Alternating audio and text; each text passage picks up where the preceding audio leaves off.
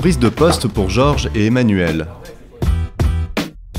Le premier est chargé de réseau, le second est ordonnanceur.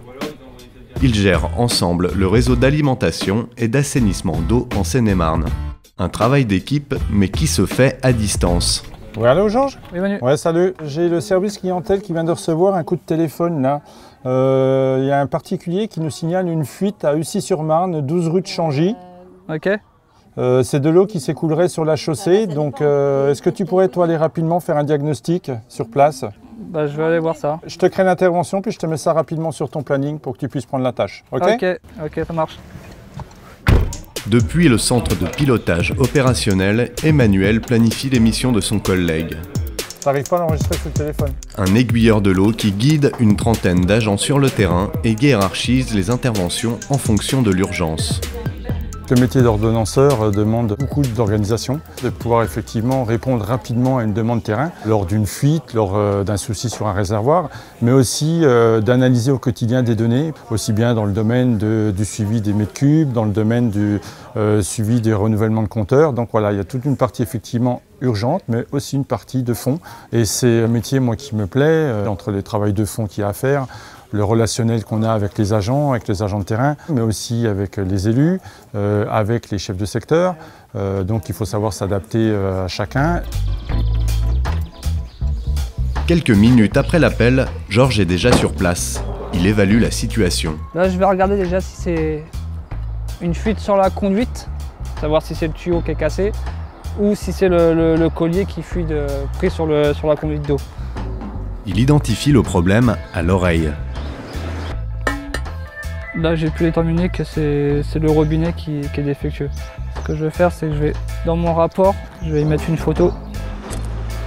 Son compte-rendu parvient immédiatement à l'ordonnanceur. Ça nous permet, nous, à distance, d'avoir une meilleure visualisation de la fuite, voir si elle est urgente ou pas, et de pouvoir tout de suite lancer des interventions nécessaires.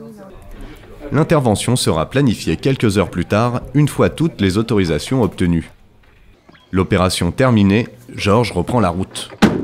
J'ai mes routines et après je ne sais pas forcément le matin si je vais suivre mon planning et au final ça va déraper parce qu'il y a quelque chose, un appel client, le CPO qui m'appelle en me disant bah, tu peux aller là-bas pour voir ça.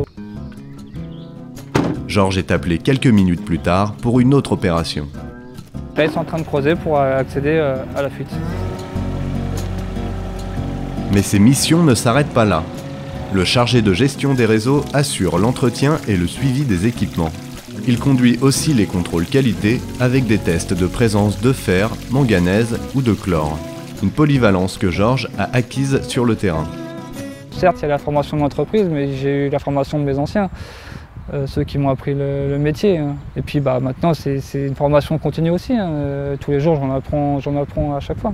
Oui, Emmanuel et Georges sont parfois amenés à gérer des situations de crise.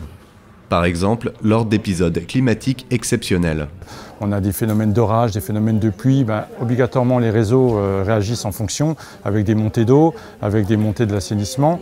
Et là, effectivement, un ordonnanceur est un petit peu plus, on va dire, soumis à la pression par rapport à toutes les alarmes qui peuvent arriver, à toute l'analyse qu'il y a à faire. Après, bon voilà, c'est ce qui fait aussi, qui forge notre expérience, qui fait qu'on évolue. Avec le temps et l'expérience, on commence à connaître les défauts qui peuvent apparaître et puis non, j'ai appris à gérer le stress. Chaque année, ce sont 4 millions d'interventions dans 6700 collectivités qui sont dirigées via les centres de pilotage opérationnel du groupe SOR. Les ordonnanceurs et les agents de terrain assurent le bon fonctionnement de plus de 200 000 km de réseaux d'eau potable et d'assainissement.